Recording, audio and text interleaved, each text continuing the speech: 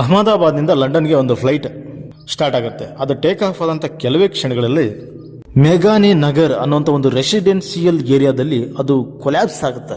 ಅದರಲ್ಲಿ 242 ಮಂದಿ ಪ್ಯಾಸೆಂಜರ್ಸ್ ಇರ್ತಾರೆ. ಮೋದಿ ಅವರು ಅಮಿತ್ ಶಾ ಅವರಿಗೆ ನೀವು ಅಲ್ಲಿ ಹೋಗ್ಲೇಬೇಕು ಅಂತೇಳಿ ಕಡ್ಡಾಯವಾಗಿ ಹೇಳಿದಾಗ, ಇನ್ನೊಂದು ಕಡೆ ಇಲ್ಲಿ ರಾಮ್ ಮೋಹನ್ ನಾಯ್ಡು ಅವರು ಕೂಡ ಸಿವಿಲ್ ಏವಿಯೇಷನ್ ಮಿನಿಸ್ಟರ್ ಅವರು ಕೂಡ ಹೋಗ್ತಾರೆ. ನ್ಯಾಷನಲ್ ಡಿಸಾಸ್ಟರ್ ಫೋರ್ಸ್ ವರೆಗೂ ಪ್ರತಿಯೊಂದು ನ್ಯೂಸ್ ಚಾನಲ್ ಪ್ರತಿಯೊಂದು ಕಡೆನೂ ಇದೇ ನ್ಯೂಸ್ ಎಲ್ಲ ಕಡೆ ಬರ್ತಾರೆ. ಸೋಷಿಯಲ್ ಮೀಡಿಯಾದಲ್ಲಂತೂ ಇದೇ ಫುಲ್ ಹಲ್ಚಲ್. 9 ತಾಸು ಇರುತ್ತೆ ಹೆಚ್ಚು ಕಮ್ಮಿ ಅಹಮದಾಬಾದಿಂದ ಲಂಡನ್ ಹೋಗೋವ್ರಿಗೆ. ಬಟ್ ಒಂದು ಟೇಕ್ ಆಫ್ ಆದಂಥ ಒಂದು 5 ನಿಮಿಷದಲ್ಲಿ ಕೊಲ್ಯಾಪ್ಸ್ ಆಗುತ್ತೆ ಅಂದರೆ ಎಷ್ಟು ವಿಚಿತ್ರ ಅಲ್ವಾ. ಅಲ್ಲಿ ಇಲ್ಲಿ ಎಲ್ಲ ಕಡೆ news, India's biggest aviation disaster ಅಂತೇಳಿ ಎಲ್ಲ ಕಡೆ ಇದೇ ನ್ಯೂಸೇ. ಇದು ಆಕ್ಟ್ ಆಫ್ ಗಾಡ್ ಅಲ್ವೇ ಅಲ್ಲ, ಇದು ಒಂದು ಅವಾಯ್ಡೆಬಲ್ ಡಿಸಾಸ್ಟರ್ ಅಂತಲೇ ಹೇಳ್ಬೋದು. ಏನೇನು ಲೋಪದೋಷಗಳಾಗಿವೆ ನಿಮಗೆ ಗೊತ್ತಾ? 100% ನಾವು ಹೇಳೋದಲ್ಲ, ಎಷ್ಟಾಗುತ್ತೆ ಅಷ್ಟು ನೋಡ್ತಾ ಹೋಗೋಣ ಬನ್ನಿ. ಅದರಲ್ಲಿ 169 ಇಂಡಿಯನ್ಸ್ ಇದ್ದಾರೆ, 53 ಮಂದಿ ಬ್ರಿಟಿಷ್ ಸಿಟಿಜನ್ಸ್, 7 ಜನ ಪೋರ್ಚುಗೀಸಸ್, ಒಬ್ಬರು ಕೆನಡಾದವರು. 2017ರಲ್ಲಿ ಏರ್ ಇಂಡಿಯಾ ಅಕ್ವೈರ್ ಮಾಡಿರೋಂಥ ಫ್ಲೈಟ್ ಇದೆ. ಇದು ಲೋ ಕಾಸ್ಟ್ ಅಲ್ಲ, ಇದು ಕೂಡ ಕಾಸ್ಟ್ ಸ್ವಲ್ಪ ಜಾಸ್ತಿನೇ ಇದೆ. ಫ್ಲೈಟ್ಸಲ್ಲಿ 2 ವಿಧಗಳಿರ್ತವೆ. ಇಂಡಿಗೋ ಆಗಿರ್ಬೋದು, ಫ್ಲೈಸ್ ಜೆಟ್ ಆಗಿರ್ಬೋದು. ಅವು ಅಷ್ಟೊಂದು ಎತ್ತರವಾಗಿ ಹೋಗದೇ ಇರ್ಬೋದು. ಮೆಜಾರಿಟಿ ಶಾರ್ಟ್ಸ್ ಡಿಸ್ಟೆನ್ಸ್ ಒಂದು ಪ್ರಧಾನ ಲಕ್ಷಣನೇ ಆಗಿರ್ಬೋದು. ಲುಫ್ತಾನ್ಸಾ ಆಗಿರ್ಬೋದು, ಬ್ರಿಟಿಷ್ ಇಂಡಿಯಾ ಆಗಿರ್ಬೋದು, ಅದೇ ಒಂದು ರೀತಿಯಲ್ಲಿ ಬರುವಂಥದ್ದೇ ಈ ಒಂದು ಏರ್ ಇಂಡಿಯಾ ಅನ್ನೋದು. ಇದನ್ನು 2021ರಲ್ಲಿ ಟಾಟಾ ಕಂಪನಿಯವರು ತಗೊಳ್ತಾರೆ. 1 ಗಂಟೆ 40 ನಿಮಿಷಕ್ಕೆ ಈ ಫ್ಲೈಟ್ ಟೇಕ್ ಆಫ್ ಆಗುತ್ತೆ. ಗುಜರಾತ್ ಇಂದ ಹಿಡಿದು ಯುನೈಟೆಡ್ ಕಿಂಗ್ಡಮ್ ಅವರು ಕೂಡ ಈ ಫ್ಲೈಟ್ ಹೋಗುತ್ತೆ. ಲಂಡನ್ ನಲ್ಲಿ ಇರುವಂತ ಗ್ಯಾಟ್ವಿಕ್ ಇದ್ರ ಡೆಸ್ಟಿನೇಷನ್. ಆಲ್ಮೋಸ್ಟ್ ಒಂದು 9 ತಾಸು ಜರ್ನಿ, 6859 ಕಿಲೋಮೀಟರ್ಸ್ ಈ ಒಂದು ಡೆಸ್ಟಿನೇಷನ್. ದಿನಾಲು ಹೋಗುವಂತ ಫ್ಲೈಟೇ ಇದು. ಸೊ ದಿನಾಲು ಯಾವ ತರ ಹೋಗುತ್ತೋ ಅದೇ ತರನೇ ಹೋಗಿರುವಂತ ಫ್ಲೈಟ್. ನಡೆಸುವಂತ ಕ್ಯಾಪ್ಟನ್ ಏನಿರ್ತಾರಲ್ಲ, ಸುಮಿತ್ ಸಬ್ರವಾಲ್ ಅವರು ಇದ್ರ ಬಗ್ಗೆ ಬಹಳ ಮಾಹಿತಿ ಇದೆ, ಎಕ್ಸ್ಪೀರಿಯನ್ಸ್ ಕೂಡ ಇದೆ ಅವರಿಗೆ. ಸಾಮಾನ್ಯವಾದ ವ್ಯಕ್ತಿ ಅಲ್ಲ. 8200 ಇಷ್ಟು ತಾಸು ಇವರು ಫ್ಲೈಟ್ ಅನ್ನು ಓಡಿಸಿರುವಂತ ಎಕ್ಸ್ಪೀರಿಯನ್ಸ್ ಇವ್ರಿಗಿದೆ. ಇಷ್ಟು ತಾಸುಗಳು ಓಡಿಸಿರುವಂತ ವ್ಯಕ್ತಿಗೆ ಒಂದು ಫ್ಲೈಟ್ ಬಗ್ಗೆ ಒಂದು ಗ್ರಿಪ್ ಇರುತ್ತೆ. ಯಾಕಂದ್ರೆ ಕ್ಲೈಮೇಟ್ ಆಗಲಿ, ವಾತಾವರಣ ಏರ್ಪೇರ್ ಆಗಿರ್ಬೋದು, ಬಿಸಿಲಾಗಿರ್ಬೋದು, ತಂಪಾಗಿರ್ಬೋದು, ಏನಾದ್ರು ಪಕ್ಷಿಗಳು, ಈ ತರ ಇವೆಲ್ಲ ಒಂದು ಗ್ರಿಪ್ ಅನ್ನೋದು ಇರ್ತೈತೆ ಅವ್ರಿಗೆ. ಯಾಕಂದ್ರೆ ಹೆಂಗೆ ಅನುಭವ ಅನ್ನೋದು, ಎಕ್ಸ್ಪೀರಿಯನ್ಸ್ ಅನ್ನೋದು ಆ ತರ ಇರುತ್ತೆ. ಕ್ಲೈವ್ ಕುಂದರ್ ಅನ್ನೋ ವ್ಯಕ್ತಿ ಫಸ್ಟ್ ಆಫೀಸರ್ ಅಂತ. ಕೆಲವೊಂದು ಆರ್ಟಿಕಲ್ಸ್ ಏನ್ ಮಾಡ್ತಾವೆ ಅಂದ್ರೆ, ಸುಮಿತ್ ಸಬ್ರವಾಲ್ ಅವರು ಟೇಕ್ ಆಫ್ ಮುಂಚೆನೆ ಇಂಜಿನ್ ರೈಸ್ ಮಾಡಿದ್ರು, ಆದ್ರೂ ಕೂಡ ಅವ್ರಿಗೆ ಕ್ಲಿಯರೆನ್ಸ್ ಗೊತ್ತಾಗುತ್ತೆ, ಸ್ಟಾರ್ಟ್ ಮಾಡ್ತಾರೆ. ಆಕ್ಚುಲಿ 110 ಸ್ಟಾರ್ಟ್ ಆಗುವಂತ ಫ್ಲೈಟ್ 140 ಆದ್ರೂ ಕೂಡ ಸ್ಟಾರ್ಟ್ ಆಗ್ಲಿಲ್ಲ, ಆದ್ರೂ ಕೂಡ ನಡೀತೈತೆ ಅಂತ ಅವರು ಹೋಗ್ತಾರೆ. ATC ಇಂದ ಬರುವಂತ ಇನ್ಸ್ಟ್ರಕ್ಷನ್ಸ್ ಇಂದ ಈ ತರ ಪ್ರಾಬ್ಲಮ್ ಆಗಿದೆ ಅಂತ ಕೆಲವರು ಹೇಳ್ತಾರೆ. ಈ ಏರ್ ಇಂಡಿಯಾ ಫ್ಲೈಟ್ ಮೇಘಾನಿ ಏರಿಯಾ ಹತ್ರ ಕ್ಲಾಶ್ ಆಗೋಕೆ ಕಾರಣ ATCನೇ ಅಂತಂದ್ರೆ 4 ಮುಖ್ಯವಾದ ಕಾರಣ ಇರಬಹುದು. ಈ ATC ಅಂದ್ರೆ ಏನು ಅಂತ ನಾವು ನೋಡ್ತಾ ಹೋಗೋದಾದ್ರೆ, ಈ ATC ಅಂದ್ರೆ ಏರ್ ಟ್ರಾಫಿಕ್ ಕಂಟ್ರೋಲ್. ಅದೊಂದು ರೂಲ್. ನಾವು ಸಿನಿಮಾದಲ್ಲಿ ನೋಡಿರ್ಬೋದು, ಈಗ ಫ್ಲೈಟ್ ಯಾವ ಟೈಮಲ್ಲಿ ಇಳಿಬೇಕು, ಯಾವ ಟೈಮಲ್ಲಿ ಅಪ್ ಆಗ್ಬೇಕು, ಏನಾರ ಪ್ರಾಬ್ಲಮ್ ಆದ್ರೆ ನೀವೇನ್ ಮಾಡ್ಬೇಕು, ಏನಿಲ್ಲ ಅಂತ ಎಲ್ಲ ತಿಳಿಸ್ತಿರ್ತಾರಲ್ಲ. ಒಂದು ರೂಮ್ ಇರ್ತೈತಿ, ಒಂದು ವಿಜುಲೇಷನ್ ಇರ್ತೈತಿ, ಅದನ್ನೇ ATC ಅಂತ. ರಾಂಗ್ ಕ್ಲಿಯರೆನ್ಸ್ ಅಂದ್ರೆ ಒಂದು ಏರ್ಕ್ರಾಫ್ಟ್ ಹತ್ತೋವಾಗ ಅಥವಾ ಇಳಿಯುವಾಗ್ಲ ಇನ್ನೊಂದು ಏರ್ಕ್ರಾಫ್ಟ್ ಏನಾರು ಆ ಮೂಮೆಂಟ್ ಅಲ್ಲಿ ಇಳಿಯೋದು ಹತ್ತೋದು ಏನಾರು ಮಾಡಿದ್ರೆ 2 ಕ್ಲಾಶ್ ಆಗುವಂತ ಚಾನ್ಸಸ್ ಇರ್ತವೆ. ಪೈಲಟ್ ಅವ್ರನ್ನ ಅದು ಟೇಕ್ ಆಫ್ ಆಗೋವಾಗ ನಾವು ಕನ್ಫ್ಯೂಸ್ ಮಾಡಿದ್ರೆ ಅವಾಗ ಕೂಡ ಆಕ್ಸಿಡೆಂಟ್ ಅಂದ್ರೆ ಕ್ಲಾಶ್ ಆಗೋ ಸಾಧ್ಯತೆಗಳಿವೆ. ಪಾಯಿಂಟ್ ನಂಬರ್ 2, ಆ ಪೈಲಟ್ ಯಾರಿರ್ತಾರಲ್ಲ ಅವ್ರಿಗೆ ಸಿಚುವೇಶನ್ ಅವೇರ್ನೆಸ್ ಇರದೇ ಇರೋ ಕಾರಣ. ಯಾಕಂದ್ರೆ ನಾವೆಲ್ಲ ಮನುಷ್ಯರೇ, ನಮ್ಗೆಲ್ಲರಿಗೂ ಅವ್ರದ್ದೇ ಆದ ವಿಚಾರಗಳು, ಭಾವನೆಗಳು ಇದ್ದೇ ಇರ್ತವೆ. ಸಡನ್ ಆಗಿ ಇಳಿಯೋದು ಅಥವಾ ಸಡನ್ ಆಗಿ ಹತ್ತೋದು, ಟೇಕ್ ಆಫ್ ಆಗಲಿ, ಕಾಮನ್ ಸೆನ್ಸ್, ಆ ಒಂದು ಅವೇರ್ನೆಸ್ ಅನ್ನೋದು, ಆ ಒಂದು ಯೋಚನಾ ಶಕ್ತಿ, ಬುದ್ಧಿಶಕ್ತಿ ಅನ್ನೋದು ಕೊಟ್ಟಿದ್ರೆ ಪಟಕ್ಕಾಗಿ ಪಾರಾಗಬಹುದು. ಸೊ ಅದು ಕೂಡ ಒಂದು ರೀಸನ್ ಆಗಿರುತ್ತೆ. 3ನೇ ರೀಸನ್ ಏನಪ್ಪಾ ಅಂತಂದ್ರೆ, late communication or miscommunication. Weather ಚೆನ್ನಾಗಿದ್ದಾಗ ಲ್ಯಾಂಡಿಂಗ್ ಆಗಲಿ, ಟೇಕ್ ಆಫ್ ಆಗಲಿ, ನಾವು ಅದು ಹೋಗೋದು ಬರೋದು ಈಸಿ. ಆದರೆ ಟೇಕ್ ಆಫ್ ಏನಿರ್ತೈತಲ್ಲ ಆ ಮೂಮೆಂಟಲ್ಲಿ ಭಾಳ ಹುಷಾರಾಗಿರ್ಬೇಕು ಪೈಲಟ್. ಇನ್ನು ಪಾಯಿಂಟ್ ನಂಬರ್ 4 ನೋಡೋದಾದ್ರೆ, ಸರಿಯಾದ ವೆಕ್ಟರ್ ಅಂದ್ರೆ ಸರಿಯಾದ ರೀಸನ್. ಬಿಲ್ಡಿಂಗ್ ಇರೋವಾಗ, ದೊಡ್ಡ ಗಿಡ ಇರೋವಾಗ, ಅಥವಾ ಅಡ್ಡ ಏನಾರ ಬಂದಾಗ, ಅಥವಾ ಮೋಡ ಗಿಡ ಕವಿದ ವಾತಾವರಣ ಇದ್ದಾಗ, ಈ ಥರ ಏನಾರ ಒಂದು ವೆಕ್ಟರ್ ಸರಿಯಾದ ರೀತಿಯಲ್ಲಿ ಮಾರ್ಗದರ್ಶನವನ್ನು ಕೊಡದೇ ಇದ್ದಾಗ ಈ ಥರ ಆಗುವಂಥ ಅಪಾಯಗಳ ಸಾಧ್ಯತೆ ಇರ್ತವೆ. ಇವೇ ಆಗಿದೆ, ಇವೆಲ್ಲ ಆಗಿದ್ದಕ್ಕೇನೆ ಆ ಏರ್ಕ್ರಾಫ್ಟ್ ಆ ಥರ ಕ್ರ್ಯಾಶ್ ಆಯಿತು. ಅಹಮದಾಬಾದ್ನಿಂದ ಲಂಡನ್ಗೆ ಹೋಗೋದು ನಾನು ಹೇಳ್ತಾ ಇಲ್ಲ. ಸೊ ಇದು ಕೂಡ ಆಗಿರ್ಬೋದು, ಆಗದೇನೂ ಇರ್ಬೋದು. ಬಟ್ ಒಂದು ಫ್ಲೈಟ್ ಪ್ರಾಬ್ಲಮ್ ಆಗೋದಕ್ಕೆ ಈ ರೀಸನ್ಗಳು ಕೂಡ ಇರ್ತಾವೆ ಅನ್ನೋದು ಒಂದು ಕಾಮನ್ ಸೆನ್ಸ್, ಸಾಮಾನ್ಯ ಜ್ಞಾನ. ಅದನ್ನು ನಾವೆಲ್ಲ ತಿಳ್ಕೊಬೇಕು. ಸರ್ದಾರ್ ವಲ್ಲಭಭಾಯಿ ಆ ಒಂದು ಏರ್ಪೋರ್ಟ್ ಏನಿದೆಯಲ್ಲ, ಅಲ್ಲಿರುವಂಥ ATC ಅಲ್ಲಿ ಫಸ್ಟ್ ಇನ್ವೆಸ್ಟಿಗೇಷನ್ ಆಗ್ಬೇಕು. ಅಲ್ಲಿ ಆದ್ರೇನೆ ಮುಂದಿನ ಕೆಲಸ ಆಗುತ್ತೆ. ಆ ಒಂದು ಏರ್ಪೋರ್ಟ್ ಅಲ್ಲಿರುವಂತ ATC, ಆಮೇಲೆ ಅಲ್ಲಿರುವಂತ ಸೆಕ್ಯೂರಿಟಿ, ಆಮೇಲೆ DGCA, ಅದಾದ ಮೇಲೆ ಪೈಲಟ್ ಅವ್ರ ತಪ್ಪು ಇಲ್ದಂಗೆನೆ ಒಂದು ಲೆಕ್ಕದಲ್ಲಿ. ನೀವು ಬೇಕಾದ್ರೆ ಈ ವಿಡಿಯೋ ಮುಗಿದ್ಮೇಲೆ ಟೆಲಿಫೈರ್ ಡಿಸಾಸ್ಟರ್ ಅಂತ ಒಂದು ವರ್ಡ್ ನೋಡಿರ್ಬೇಕಾರೆ ಗೂಗಲ್ ಅಲ್ಲಿ ಸರ್ಚ್ ಮಾಡಿ ನೋಡ್ರಿ. 577 ಮಂದಿ ಸಾಯ್ತಾರೆ. ಅದೊಂದು ಇಡೀ ಪ್ರಪಂಚದಲ್ಲಿ ಅದೊಂದು ದೊಡ್ಡ ಡಿಸಾಸ್ಟರ್ ಅಂತಾನೆ ಹೇಳ್ಬೋದು. ATC ಮಿಸ್ಕಮ್ಯುನಿಕೇಶನ್ ಇಂದಾನೇ ಆ ಒಂದು ಪ್ರಾಬ್ಲಮ್ ಆಗಿದ್ದು. ನಮ್ಮ ಭಾರತ ದೇಶದಲ್ಲಿ, ನಮ್ಮ ಕರ್ನಾಟಕದಲ್ಲೇ ಮಂಗಳೂರಲ್ಲಿ ಏನಾಯ್ತು ಅಂತ ನಿಮ್ಮಲ್ಲಿ ಎಷ್ಟು ಜನಕ್ಕೆ ಗೊತ್ತು? 2010ರಲ್ಲಿ ಬೆಂಗಳೂರಿಂದ ಹಿಡ್ಕೊಂಡು ಮಂಗಳೂರು ಹೋಗುವಂತ ಟ್ರೈನ್ ಅಲ್ಲಿ ATC ಮಿಸ್ಕಮ್ಯುನಿಕೇಶನ್ ಇಂದ ಪ್ರಾಬ್ಲಮ್ ಆಗಿ ಅಲ್ಲಿ ದೊಡ್ಡ ಪ್ರಾಬ್ಲಮ್ ಆಗೋಗ್ಬಿಡ್ತು. ಈ ವಿಷಯ ಎಷ್ಟು ಜನಕ್ಕೆ ಗೊತ್ತು? 2010ರಲ್ಲಿ ನಡೆದಂತ ಘಟನೆ. ಇಲ್ಲಿ ನಾವು ಆ ವಿಷಯ ಈ ವಿಷಯ ಸುತ್ತಿ ಬಳಸಿ ಎಲ್ಲ ಕಡೆ ಬಂದರೂ ಕೂಡ ಯಾಕಂದ್ರೆ ಅವೇರ್ನೆಸ್ ಇರಲಿ ಅಂತ ಮಾತಾಡ್ತೀವಿ. ಬಟ್ ಅದು ಏರ್ ಇಂಡಿಯಾ ಅಂತ ವಿಚಾರ ಬಂದಾಗ ಇಲ್ಲಿ ಟಾಟಾ ಕಂಪ್ನಿಯವರು ಅಕ್ವೈರ್ ಮಾಡ್ಕೊಂಡಿರ್ತಾರೆ. ಸೊ ಟಾಟಾ ಕಂಪ್ನಿ ಕೂಡ ಒಂದು ರೀತಿಯಲ್ಲಿ ಕಾರಣ ಕೂಡ ಆಗುತ್ತೆ.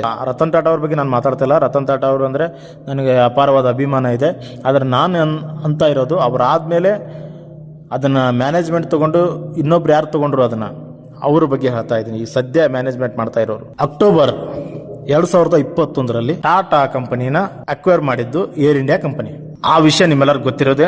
18,000 ಕೋಟಿ ಖರೀದಿ ಮಾಡಿ ಆ ಒಂದು ಬಿಡ್ ನ ಅದು ಗೆಲ್ಲುತ್ತೆ. 15,000 ಕೋಟಿ ಅಂತ ಸಾಲ ಆಯ್ತಲ್ಲ, ಅದನ್ನು ಕೂಡ ತನ್ನ ಮೇಲೆ ಭಾರ ಹಾಕೊಂಡು ಏರ್ ಇಂಡಿಯಾ ಅದನ್ನ ನಡೆಸ್ತಾ ಇದೆ. ಕ್ಯಾಂಪಲ್ ವಿಲ್ಸನ್ ಅಂತ ಹೇಳಿ ಇವರು ಏರ್ ಇಂಡಿಯಾ ಸಂಬಂಧಪಟ್ಟಂತ ಮುಖ್ಯಸ್ಥ ಅಂತಾನೆ ಹೇಳ್ಬೋದು.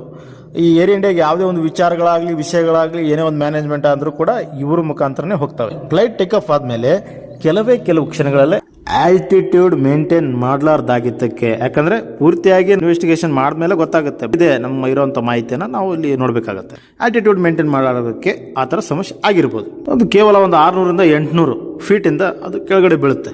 ಅಲ್ಲಿಷ್ಟಿಂದ ಬೀಳ್ತದೆ ಅಂದ್ರೆ ಖಂಡಿತವಾಗಿ ಇಂಜಿನ್ ಅಲ್ಲಿ ಏನಾದ್ರು ಪ್ರಾಬ್ಲಮ್ ಇರಬಹುದು. ಪ್ರತಿಯೊಂದು ಫ್ಲೈಟ್ಗೂ ಕೆಲವೊಂದು ಪ್ರೋಟೋಕಾಲ್ ಇರ್ತವೆ.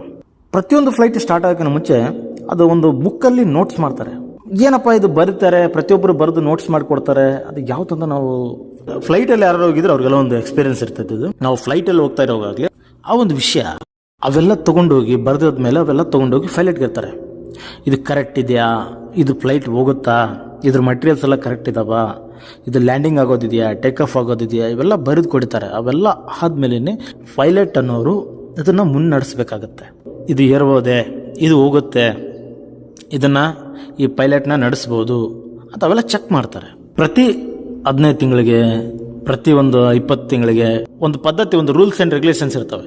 ಚೆಕ್ ಮಾಡಲೇಬೇಕಾಗುತ್ತೆ ಇದು ಫ್ಲೈಟ್ ಕರೆಕ್ಟ್ ಇದೆಯಾ ಇಲ್ವಾ ಅಂತ. ಕೆಲವೊಂದು ಮೆಟ್ರಿಕ್ಸ್ ಇರ್ತವೆ. ಕಂಫರ್ಟೇಬಲ್ ಆಗಿದೆಯಾ, ಇದರ ಜೀವಿತಾವಧಿ ಇನ್ನೂ ಇದೆಯಾ, ಎಷ್ಟು ವರ್ಷಗಳು ಇದರ ಅವಧಿ ಇದೆ, ಎಷ್ಟು ವರ್ಷ ಎಲ್ಲ ಮಟೀರಿಯಲ್ಸ್ ಎಲ್ಲ ಕರೆಕ್ಟ್ ಇದಾವೆ, ಅವೆಲ್ಲ ಒಂದು ಚೆಕಿಂಗ್ಸ್ ಅನ್ನೋದು ಇರ್ತದೆ. ಅವೆಲ್ಲ ಚೆಕ್ ಮಾಡಿ ಒಂದು ಸ್ಟ್ಯಾಂಪ್ ಹಾಕ್ತಾರೆ. ಆ ಸ್ಟ್ಯಾಂಪ್ ಹಾಕಿದ್ಮೇಲೆ ಈ ಗೌರ್ಮೆಂಟ್ ಅನ್ನೋ ಒಂದು ಹಸ್ತ ಕೂಡ ಅದಕ್ಕೆ ಸಪೋರ್ಟ್ ಇರ್ತೈತಿ. ಇದು ಓಪನ್ ಆಗಿ ಇದು ಎಲ್ಲರೂ ಒಪ್ಕೊಳ್ಳೇಬೇಕಾದಂಥ ಸತ್ಯ. ಗೌರ್ಮೆಂಟ್ ಅನ್ನೋದು ಅವ್ರ ಕೈಲಿ ಇರುತ್ತೆ, ಇವ್ರ ಕೈಲಿ ಇರುತ್ತೆ, ಅದು ಬದಲಾವಣೆ ಆಗುತ್ತೆ, ಓಕೆ, ಅದು ನೋ ಪ್ರಾಬ್ಲಮ್.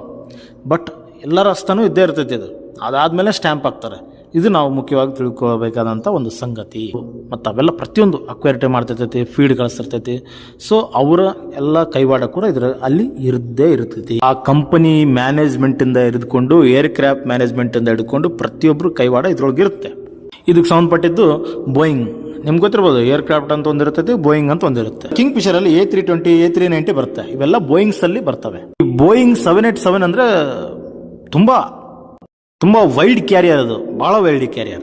ಅದು ಅಹಮದಾಬಾದ್ ನಿಂದ ಹಿಡ್ಕೊಂಡು ಲಂಡನ್ ಹೋಗ್ತಾ ಇದೆ. 242 ಮಂದಿ ಆನ್ ಬೋರ್ಡ್ ಇದ್ದಾರೆ. ಅಷ್ಟಿದ್ದೇ ಇರ್ತೈತಿ.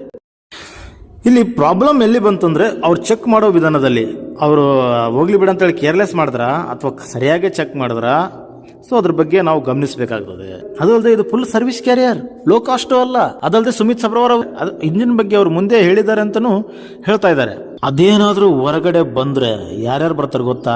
ಏರ್ಲೈನ್ ಮ್ಯಾನೇಜ್ಮೆಂಟ್ ಇಂದ ಹಿಡಿದುಕೊಂಡು ಅದನ್ನು ಮ್ಯಾನುಫ್ಯಾಕ್ಚರ್ ಮಾಡಿ ಕೊಡುವಂತ ಪ್ರತಿಯೊಬ್ಬರ ಮೇಲೂ ಬರುತ್ತೆ ಇದು ಕೇಸ್. DGCA ನಿಂದ ಹಿಡಿದುಕೊಂಡು ಪೈಲಟ್ ವರೆಗೂ ಪ್ರತಿಯೊಬ್ಬರ ಮೇಲೆ ಬರುತ್ತೆ. ಇದು ಯಾರ ನಿರ್ಲಕ್ಷ್ಯ ನಮ್ಗೆ ಗೊತ್ತಿಲ್ಲ, ಬಟ್ ಒಟ್ಟಿನಲ್ಲಿ ನಿರ್ಲಕ್ಷ್ಯದಿಂದನೇ ಈ ತರ ಆಗಿದ್ದು.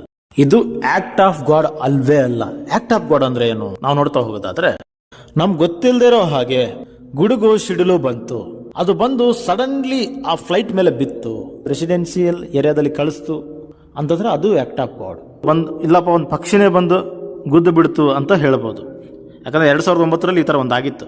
ಇದ್ರ ಮೇಲೆ ಒಂದು ಸಿನಿಮಾ ಕೂಡ ಮಾಡ್ತಾರೆ ಟಾಮ್ ಹ್ಯಾಂಕ್ಸ್ ಅವರು, ಸಲ್ಲಿ ಸುಳ್ಳಿ ಅಂತೇಳಿ. ಆ ಫ್ಲೈಟ್ ಯಾವ ತರ ನಡೆಸ್ತಾರೆ, ಯಾವ ತರ ನಡೆಸ್ಕೊಂಡು ಹೋಗ್ತಾರೆ, ಏನ್ ಮಾಡ್ಬೇಕೆಲ್ಲ ಒಂದು ಆಧಾರಿತ ಇರ್ತೈತಿ. ನಿಮ್ಗೆ ಬೇಕಾದ್ರೆ ಒಂದ್ಸಲ ನೋಡ್ಕೋರಿ. ICAO ಅಂತ ಇರ್ತೈತಿ, ಇಂಟರ್ನ್ಯಾಷನಲ್ ಸಿವಿಲ್ ಏವಿಯೇಷನ್ ಆರ್ಗನೈಸೇಷನ್ ಅಂತೇಳಿ. ಇವ್ರು ಏನ್ ಮಾಡ್ತಾರೆ ಅಂದ್ರೆ ಎಲ್ಲಾ ದೇಶಗಳ ಈ ಪೋರ್ಚುಗೀಸು ಮತ್ತು ಆಮೇಲೆ ಕೆನಡಾ, ಬ್ರಿಟಿಷ್ ಎಲ್ಲ USA ಇವೆಲ್ಲ ಎಷ್ಟು ಜನ ಈಗ ತೀರ್ಕೊಂಡಿದ್ದಾರೆ, ಇವರೆಲ್ಲರ ವತಿಯಿಂದ ಆರ್ಗನೈಸೇಷನ್ ಎಲ್ಲ ಇಟ್ಕೊಂಡು ಅದ್ರ ಬಗ್ಗೆ ಎನ್ಕ್ವೈರಿ ಮಾಡೇ ಮಾಡ್ತಾರೆ ಅವರು. ಆ ಥರ ಎನ್ಕ್ವೈರಿಮೆಂಟ್ ಮಾಡಿದ್ಮೇಲೆ ಯಾರು ತಪ್ಪು ಯಾರ್ದು ಒಪ್ಪು, ಎಲ್ಲಿ ಮಿಸ್ಟೇಕ್ ಆಗಿದೆ ಅಂತ ಗೊತ್ತಾಗೇ ಆಗುತ್ತೆ. ICAO NX13 ಅಂತ ಹೊಡೀರಿ ಒಂದ್ಸಲ. ಯಾರಿಂದ ಪ್ರಾಬ್ಲಮ್ ಆಗಿದೆ, ಏನಾಗಿದೆ, ಎಲ್ಲೆಲ್ಲಾಗಿದೆ ಎಲ್ಲ ಡೀಟೇಲ್ಸ್ ಸಿಗುತ್ತೆ. ಫ್ಲೈಟ್ ಆಲ್ಟಿಟ್ಯೂಡ್ ಮೇಂಟೈನ್ ಆಗೋದಕ್ಕೆ ಕಾರಣ ಏನಪ್ಪಾ ಅಂದ್ರೆ ನಿಮ್ಗೆ ಅರ್ಥ ಆಗೋ ರೀತಿಯಲ್ಲಿ ಹೇಳ್ಬೇಕಪ್ಪ ಅಂದ್ರೆ ಟೇಕ್ ಆಫ್ ಆಗಿರುತ್ತೆ. ಟೇಕ್ ಆಫ್ ಆದ್ಮೇಲೆ ಯಾವ ಪವರ್ ಇಂದ ಆ ಫ್ಲೈಟ್ ಮೇಲೇನು ಹೇಳುತ್ತೆ, ಯಾವ ಪವರ್ ಇಟ್ಕೊಂಡು ಅದು ಮೇಲೆ ಹೋಯ್ತು, ಅದಾದ್ಮೇಲೆ ಯಾವ ಕ್ಯಾರಿಯರ್ ಇಂದ ಅದು 35,000 40,000 ಅಡಿ ಎತ್ತರವರೆಗೂ ಇರುತ್ತೆ. ಕೆಲವೊಂದು ಸಾರಿ ಅಷ್ಟೊಂದು ಹೈಟ್ಗೆ ಹೋಗದೆ ಇರೋ ಸಮಯದಲ್ಲಿ ಆ ಫ್ಲೈಟ್ ಫುಲ್ ಸ್ಟ್ರಗಲ್ ಆಗ್ಬಿಡುತ್ತೆ. ಸೊ ಈ ಫ್ಲೈಟ್ ನೋಡ್ತಾ ಇರ್ಬೋದು, ಡೌನ್ ಲ್ಯಾಂಡಿಂಗ್ ಆಗೋ ಮೂಮೆಂಟ್ ಫುಲ್ಲು ಒದ್ದಾಡಕದ್ಬಿಟ್ಟಿದೆ. ಅಂದ್ರೆ ಅಷ್ಟೊಂದು ತ್ರಾಸು. ಇದಕ್ಕೆ ರೀಸನ್ ಕೂಡ ಇದೆ. ಸುಮಿತ್ ಸಬರ್ವಾಲ್ ಅವರು ಆ ಒಂದು ಏರ್ಪೋರ್ಟ್ಗೆ ATCಗೆ ತಿಳಿಸಿರೋ ಹಾಗೆ ಇಂಜಿನ್ ಪ್ರಾಬ್ಲಮ್ ಆಗಿ ಆ ತರ ಆಗಿರ್ಬೋದು, ಹಾನಿ ಕೂಡ ಆಗಿರ್ಬೋದು. ಒಂದು ಟೇಕ್ ಆಫ್ ಆದ್ಮೇಲೆ ನೋಸ್ ಡೈವ್ ಆಯ್ತು, ಡಿಸೆಂಟ್ ಆಗೋಕೆ ಸ್ಟಾರ್ಟ್ ಆಯ್ತು. ಸೊ ಇದಕ್ಕೆ ಒಂದು 5 ರೀಸನ್ಸ್ ಕೂಡ ಇದೆ. ಇಂಜಿನ್ ಫೇಲ್ಯೂರ್ ಕೂಡ ಆಗಿರ್ಬೋದು. ಏನಪ್ಪಾ ಸುಮಿತ್ ಸಬರ್ವಾಲ್ ಅವರು ATCಗೆ ಇದ್ರ ಬಗ್ಗೆ ಮಾಹಿತಿ ಕೊಟ್ಟಿದ್ದಾರೆ ಅಂತೇಳಿ ಸುದ್ದಿಗಳು ಬರ್ತಾ ಇದಾವಲ್ಲ, ಅದು ಕೂಡ ಆಗಿರ್ಬೋದು. ತುಂಬಾ ರಶ್ ಆಗಿರುವಂತಹ ಒಂದು ಟೇಕ್ ಆಫ್ ಅಲ್ಲಿ ಒಂದು ಏರ್ಪೋರ್ಟ್ ಅಂದ್ರೆ ಯಾವ ರೀತಿ ಇರುತ್ತೆ, ಒಂದು ಫ್ಲೈಟ್ ಆದ್ಮೇಲೆ ಒಂದು ಫ್ಲೈಟ್ ಆದ್ಮೇಲೆ ಒಂದು ಫ್ಲೈಟ್ ಟೇಕ್ ಆಫ್ ಆಗ್ತಾನೆ ಇರ್ತೈತಿ. ಸೊ ಇಂಥ ರಶ್ ಅವರ್ ಅಲ್ಲಿ ಫಾಸ್ಟ್ ಆಗಿ ಲ್ಯಾಂಡಿಂಗ್ ಮಾಡಬೇಕು ಅನ್ನೋಂಥ ಒಂದು ಅವಸರದಲ್ಲಿ ಕೂಡ ಈಗ ಆಗಿರಬಹುದು. ವಿಂಗ್ಸು ಫ್ಲಾಪ್ಸ್ ಅದರಲ್ಲಿ ಏನಾರ ಇವರು ಏರುಪೇರ್ ಆಗಿ ಹಂಗೂ ಕೂಡ ಹಾನಿ ಆಗಿರುವಂತ ಸಾಧ್ಯತೆಗಳಿರ್ತವೆ. ಸೊ ಫ್ಲೈಟ್ ಅಲ್ಲಿ ಮೂರನೇದು ಓವರ್ ವೇಟ್ ಇರೋದ್ರಿಂದನೂ ಕಾರಣ ಆಗಿರ್ಬೋದು. ಇಷ್ಟೇ ತೂಕ ಇರಬೇಕು, ಬ್ಯಾಗ್ಗಳು ಇಷ್ಟೇ ತೂಕ ಇರಬೇಕು, ಅದರಲ್ಲಿರುವಂಥ ಮಟೀರಿಯಲ್ ಇಷ್ಟೇ ತೂಕ ಇರಬೇಕು, ಆ ಮನುಷ್ಯನೂ ಇಷ್ಟಿರಬೇಕು, ಎಲ್ಲ ಸೇರಿ ಟೋಟಲ್ ಇಷ್ಟಿರ್ಬೇಕಂತ ಒಂದು ಅಳತೆ ಅಂತಿರ್ತೈತೆ. ಅದನ್ನು ಕೂಡ ಓವರ್ ವೇಟ್ ಪ್ರಾಬ್ಲಮ್ ಆಗಿರ್ಬೋದು. ಹಾಗಾಗಿ ಪೇ ಲೋಡ್ ಅನ್ನೋದೊಂದು ಇರ್ತೈತಿ. ಪೇ ಲೋಡ್ ಎಷ್ಟಂತ ಅವ್ರು ಹೇಳಿರ್ತಾರೋ ಅಷ್ಟೇ ಇರಬೇಕು, ಅದಕ್ಕಿಂತ ಮೀರಿ ಇರಬಾರ್ದು. ಇಂಟರ್ನ್ಯಾಷನಲ್ ಫ್ಲೈಟ್ ಆದ್ರೆ ಒಂದು 20 ಕಿಲೋ ಇರ್ತೈತಿ. ಸ್ವಲ್ಪ ಅದಕ್ಕಿಂತ ದೊಡ್ಡ ಫ್ಲೈಟ್ ಆದ್ರೆ ಒಂದು 40 ಕಿಲೋವರೆಗೂ ಹಬ್ಬ ಅಂದ್ರೆ ಜಾಸ್ತಿ. ಈ ಪೇ ಲೋಡ್ ಅಲ್ಲಿ ಏನಾದ್ರು ನೆಗ್ಲಿಜೆನ್ಸ್ ಆಗಿದ್ದಾಗ ಅಲ್ಲಿ ಓವರ್ ವೇಟ್ ಆಗಿ ಅದರಿಂದ ಕೂಡ ಹಾನಿ ಆಗಿರ್ಬೋದು. ಆ ಕಂಪನಿ ಮ್ಯಾನೇಜ್ಮೆಂಟ್ ಸರಿಯಾಗಿ ಚೆಕ್ ಮಾಡದೇ ಇದ್ದಾಗ ಒಳಗಡೆ ಹೈಡ್ರಾಲಿಕ್ ಫೇಲ್ಯೂರ್ ಆಗಲಿ, ಎಲೆಕ್ಟ್ರಾನಿಕ್ ಫೇಲ್ಯೂರ್ ಆಗಲಿ, ಅದರಿಂದನೂ ಕೂಡ ಆಗಿರ್ಬೋದು. ವೆದರ್ ಇದ್ರೂ ಕೂಡ ಆಕ್ಟ್ ಆಫ್ ಗಾಡ್ ಆಗಿದ್ರು ಕೂಡ ಒಂದು ಲೆಕ್ಕದಲ್ಲಿ ಟೇಕ್ ಮಾಡಬೇಕು. ವೆದರ್ ಪ್ರಾಬ್ಲಮ್ ಇದ್ರೂ ಕೂಡ ಯಾವ ತರ ಟೇಕ್ ಮಾಡಬೇಕು, ಯಾವ ತರ ಲ್ಯಾಂಡ್ ಮಾಡಬೇಕು, ಯಾವ ತರ ಫ್ಲೈಟ್ ನಡೆಸಬೇಕು, ಅದ್ರ ಬಗ್ಗೆ ಕೂಡ ಮಾಹಿತಿ ಬಂದು ಬುಕ್ಸ್ ಇರ್ತೈತೆ. ಅದನ್ನು ಫಾಲೋ ಮಾಡಿದ್ರೆ ಎಲ್ಲ ಕರೆಕ್ಟ್ ಇರ್ತೈತಿ. ಅದಕ್ಕೆ ಎಕ್ಸ್ಪರ್ಟ್ ಕೂಡ ಹೇಳ್ತಾರೆ ಇದನ್ನ ಮ್ಯಾನ್ ಮೇಡ್ ಡಿಸಾಸ್ಟರ್ ಅಂತ ಹೇಳ್ತಾ ಇದಾರೆ ಅವರು. ನಾವು ಫ್ಲೈಟ್ ಮೇಲೆ ಓಡಾಡ್ತೀವಿ ಅಂದ್ರೆ ಸರ್ವಿಸ್ ಹೆಂಗೆ ಇರಲಿ, ಇವರು ನಮ್ಮನ್ನ ಸೇಫ್ ಆಗಿ ಕರ್ಕೊಂಡೋಗಿ ಸೇಫ್ ಆಗಿ ಕರ್ಕೊಂಡು ಬಂದ್ಬಿಡ್ತಾರೆ ಒಂದು ನಂಬಿಕೆಯಿಂದ ಇರ್ತೀವಿ ನಾವು. ಮಾನವೀಯತೆ ಅನ್ನೋದೊಂದು ಇರ್ತೈತಲ್ಲ, ಪ್ರತಿಯೊಬ್ಬ ಭಾರತೀಯನ ಹಕ್ಕಿದು ನೀವು ಧ್ವನಿ ಎತ್ತೋದು. ನೀವು ವಿಷಯ ಗೊತ್ತಿದ್ದು ತಪ್ಪು ಗೊತ್ತಿದ್ದು ನೀವು ಸುಮ್ಮನೆ ಇರ್ತೀರಂತ ನಿಮ್ಮಂತ್ರ ಮೂರ್ಖ ಯಾರಿರಲ್ಲ. ಆದಷ್ಟು ಎಲ್ಲರೂ ಧ್ವನಿ ಎತ್ತಲೇಬೇಕು. ಭಾರತೀಯರಾಗಿ ನಾವು ಪ್ರಶ್ನೆ ಮಾಡಲೇಬೇಕು. ATC ಆಗಿರ್ಬೋದು, ಗೌರ್ಮೆಂಟ್ ಆಗಿರ್ಬೋದು, ಇದ್ರ ಬಗ್ಗೆ ಪ್ರಶ್ನೆ ಉತ್ತರ ಕೊಡಲೇಬೇಕು. ಇಲ್ಲಾಂದ್ರೆ ಜನಸಾಮಾನ್ಯರ ಅಂತ ಏರ್ ಲೈನ್ಸ್ಗೆ ನೀವು ಹತ್ತಲೇಬೇಡಿ, ಹೋಗ್ಲೇಬೇಡಿ. ಅವಾಗ ಗೊತ್ತಾಗುತ್ತೆ ಅವ್ರಿಗೆ. ATC ಅದಾದ್ಮೇಲೆ ಅದನ್ನ ಮ್ಯಾನೇಜ್ಮೆಂಟ್ ಮಾಡೋ ಸೆಕ್ಯೂರಿಟಿ, ಅದಾದ್ಮೇಲೆ ಪೈಲಟ್, ಅದಾದ್ಮೇಲೆ DGCI, ಅದಾದ್ಮೇಲೆ ಅದ್ರ ಸಂಬಂಧಪಟ್ಟಂತ ಮ್ಯಾನುಫ್ಯಾಕ್ಚರಿಂಗ್ ಕಂಪನಿ, ಪ್ರತಿಯೊಬ್ಬರು ಗೌರ್ಮೆಂಟು, CL ಹೊಡೆದವರು ಪ್ರತಿಯೊಬ್ಬರು ಇದ್ರ ಬಗ್ಗೆ ಇದಕ್ಕೆ ಆನ್ಸರ್ ಮಾಡಲೇಬೇಕು. ಜನ ಇದ್ರ ಬಗ್ಗೆ ಧ್ವನಿ ಎತ್ತಿ, ಇಲ್ಲಾಂದ್ರೆ ನಾಳೆ ನಿಮಗೂ ಸಮಸ್ಯೆ ಆಗ್ಬೋದು. ಇದ್ರ ಬಗ್ಗೆ ನಿಮ್ಮೆಲ್ಲರಿಗೂ ಏನು ಅನ್ಸುತ್ತೆ ಕಾಮೆಂಟ್ ಮಾಡಿ ತಪ್ಪದೆ. ಇದೇ ತರ ನಮ್ಮೆಲ್ಲ ವಿಡಿಯೋಗಳು ನಿಮ್ಗೆ ಬೇಕಾಗಿದ್ದಾಗ ನೀವು ಇಲ್ಲಿವರೆಗೂ ನನ್ನ ವಿಡಿಯೋ ನೋಡ್ತಾ ಇದ್ದೀರ ಅಂದ್ರೆ ತುಂಬಾ ಹೃದಯಪೂರ್ವಕ ಧನ್ಯವಾದಗಳು. ಇದೇ ತರ ನಮ್ಮ ವಿಡಿಯೋಗಳು ನಿಮ್ಗೆ ಸಿಗಬೇಕಂದ್ರೆ ಒಂದು ಸಬ್ಸ್ಕ್ರೈಬ್ ಅನ್ನೋಂಥ ಬಟನ್ ಒತ್ತಿಬಿಡಿ. ಹಂಗೆ ಪಕ್ಕದಲ್ಲಿರೋ ಬೆಲ್ ಐಕನ್ ಅನ್ನೋದು ಕೂಡ ತಪ್ಪದೆ ಮರಿದೇ ಒತ್ತಿ. ಈ ವಿಡಿಯೋ ತುಂಬಾ ಇಷ್ಟ ಆದ್ರೆ ನಿಮ್ಮ ಫ್ರೆಂಡ್ಸ್ ಕೂಡ